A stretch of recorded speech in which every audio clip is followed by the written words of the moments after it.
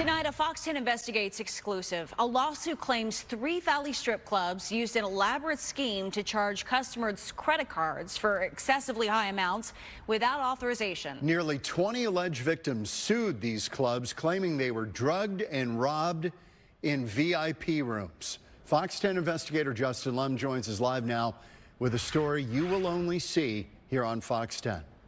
Left incapacitated, waking up lost and confused to find several credit card transactions worth tens of thousands of dollars. That's how plaintiffs describe what happened to them at 3 clubs.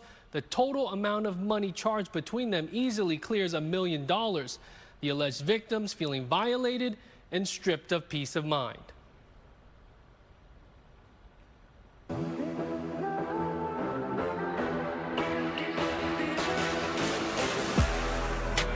Within the nightlife of the Valley is a 2-mile stretch from Loop 202 down North Scottsdale Road past McDowell. Some looking to stay out after dinner and drinks.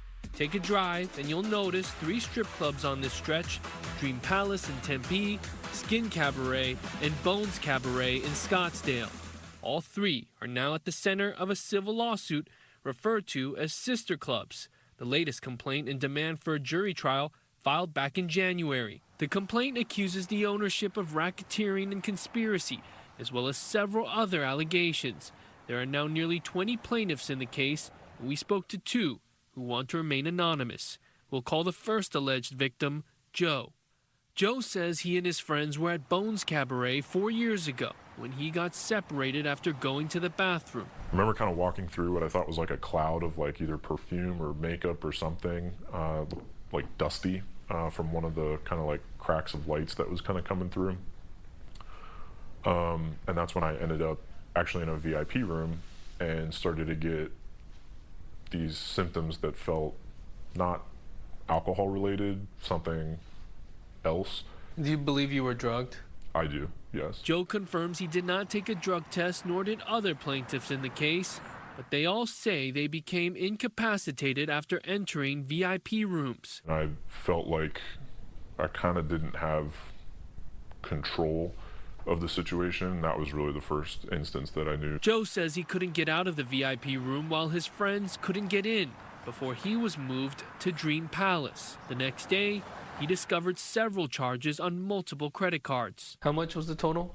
Just under $72,000. Joe's not alone. Fox 10 obtained Scottsdale police reports specifically linked to the clubs mentioned in the lawsuit. In September of 2021, a financial crimes detective says he started seeing many cases reported by alleged victims detailing common factors like VIP rooms, having memory loss, signing and thumbprinting paperwork, photos taken of them, and extremely high credit card charges. Reports say patrons visited from several different states, telling police they were brought into these VIP rooms. Just confused, felt lost, spaced out. I had no clue where I was at that point. Another plaintiff we'll call Bobby describes the same experience. Bobby admits to only 2 transactions he agreed to, paying for drinks and a private dance. But after that, he says he authorized nothing else at Skin Cabaret.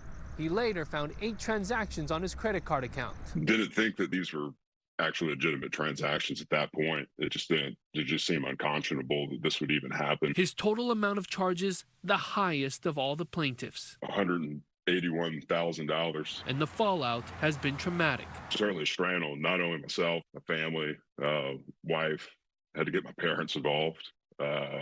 We have little children as well, so just the impact emotionally was pretty difficult to bear. Joe was in the Air Force stationed in Arizona, now feeling the stress. It's been literally life and career altering for me.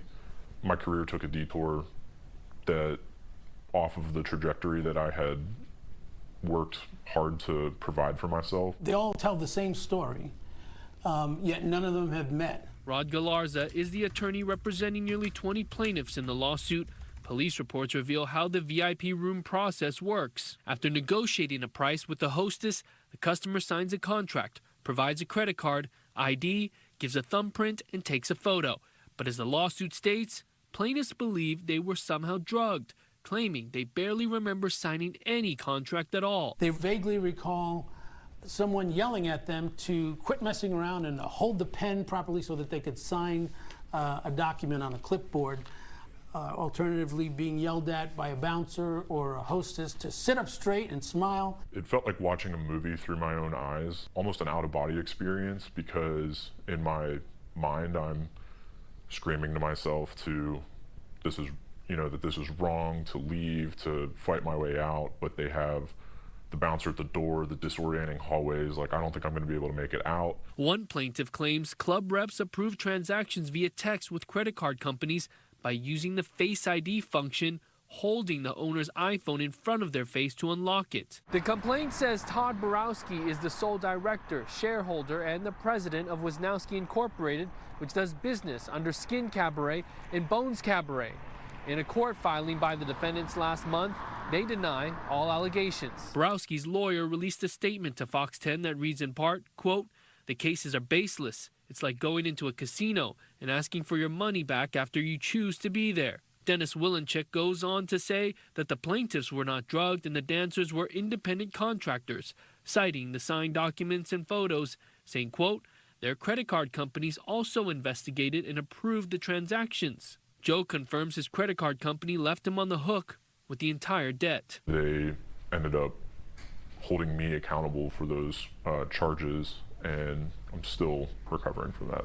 Galarza says charges went beyond credit card limits for clients specifically with American Express accounts. In each one of these cases, an American Express card was used, and in virtually every case, the credit limit was exceeded. Bobby's Amex credit card limit was around $22,000, yet his charges totaled more than $180,000. A spokesperson with Amex responded saying, quote, "American Express policy is to review all disputes, including considering evidence submitted by our card members and seeking merchant support for the disputed charges.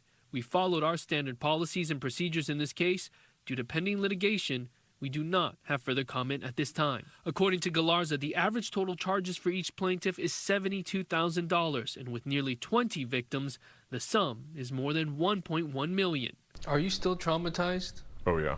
I've done as much as I can think to compartmentalize the situation and try to control what I can control and get over it, but every time I make progress in my life to move on, I get an email about it, I get a text about it. I remember that, I could be able to afford X, Y, or Z, or have savings built up and capitalize and have those options that I've rightfully earned, but that all got taken away from me.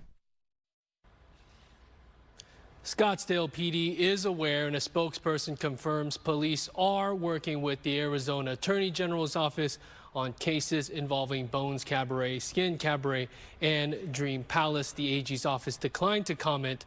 No trial date has been set at this time. I think, to me, it's shocking how organized and sophisticated it all seems, right? Because all of these people seemingly don't know each other, and they're all reporting similar things. And then the credit card charges being racked up, they had access to their phones.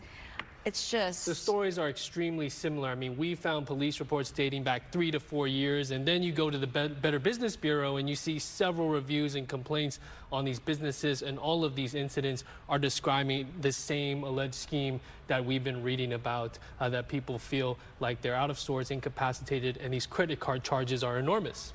And nobody's been charged yet. There have been no criminal charges at all. Active investigation. Are the women who were involved in this, the dancers, are they long gone? Some of them still there?